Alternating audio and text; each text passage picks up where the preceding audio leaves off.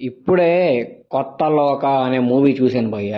ఈ మూవీ యాక్చువల్‌గా అయితే మలయాళం మూవీ. 28థ్ మలయాళం రిలీజ్ అయింది. 29థ్ అయితే తెలుగులో అయితే రిలీజ్ అయిందనమాట. నాకు అసలు ఈ మూవీ చూడాలని ఇంట్రెస్ట్ లేదు, ఏమీ లేదు. కానీ ఈ మూవీ ఎందుకు చూశారంటే సోషల్ మీడియాలో అంతా దుల్కర్ సల్మాన్ గారు 30 crores బడ్జెట్ పెట్టి 100 కోట్ల లెక్క సినిమా తీశారు. అసలు కళ్యాణి ప్రియదర్శన్ గారు యాక్టింగ్ అయితే చంపేశారు. ఇంకా ఇంకొక ఫిమేల్ లీడ్ రోల్ లో ఇవి చంపేశారు యాక్టింగ్, అది ఇది అని సోషల్ మీడియాలో తెగ లేపేశారు సినిమాని. నిజంగానే సినిమా అంత బాగుంటుందా అని ఏదో ఎక్స్పెక్ట్ చేసి అయితే నేను సినిమా అయితే చూశాను భయ్య. సినిమా చూశాక నా ఒపీనియన్ అయితే చెప్పాలంటే అసలు ఎందుకు సినిమాని అంత లేపుతున్నారో నాకైతే ఏం అర్థం కావట్లేదు. సినిమాలో తోపు ఎలిమెంట్స్ ఏమైనా ఉన్నాయా, తోపు సీన్స్ ఏమైనా ఉన్నాయా అంటే నాకైతే ఒక్క సీన్ కూడా ఏమనిపించలేదు. అసలు ఆ స్టోరీ ఏందో, దాన్ని ఎందుకు అలా తీసుకున్నారు, చాలా నార్మల్ సినిమానే భయ్య. అది నువ్వు ఏదో తెగ లేపేసి ఏదో తెగ చేసేంత గొప్ప సినిమా అయితే ఏం కాదు. ఇవన్నీ పిఆర్ స్టంట్స్ ఏమో సినిమాని అలా లేపడం.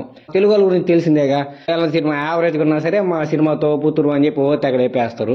అలాగే ప్రేమలో సినిమాలు లేపారు, ఇంకా కొన్ని మలయాళం సినిమాలు అయితే తెగ లేపేస్తారు.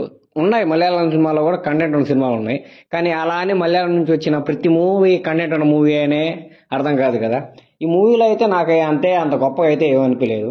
కొంతమంది ఏం పెడతారంటే కళ్యాణ్ ప్రియదర్శన్ గారు ఈ మూవీలో చాలా బాగున్నారు, చాలా అందంగా ఉన్నారు, దేవకన్య లాగా ఉన్నారు, అది ఇది అని అయితే అంటున్నారు. మీరు ఇంతకు ముందు కళ్యాణ్ ప్రియదర్శన్ గారు మూవీస్ చూసినట్లేరు కాబట్టి మీకు ఆమె దేవకన్య అలా ఇలా అని కనిపిస్తుంది.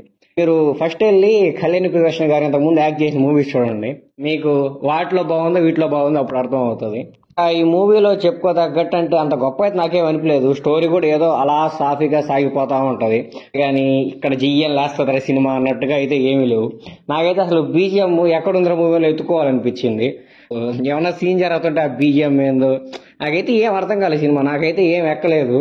అయితే సినిమా నాకు ఎక్కతాది, ఏదో థియేటర్లో చూడాలి నేను, ఇక్కడంతా లేపుతున్నారు 6 కోట్లు పెట్టి కూడా అంత గ్రాఫిక్స్ తీయలేని సినిమాని దుల్కర్ సల్మాన్ గారు 30 కోట్లతో అయితే పెట్టారు. ఇంత బాగా వచ్చిన అవుట్పుట్ సోషల్ మీడియాలో తెగలేపుతున్నారు కాబట్టి నేను ఖచ్చితంగా చూస్తానంటే మీరు వెళ్ళి చూడండి, దానికి ఎవరేం చేయలేరు. నాకైతే పర్సనల్ గా మాత్రం సినిమా అయితే ఏం ఎక్కలేదు.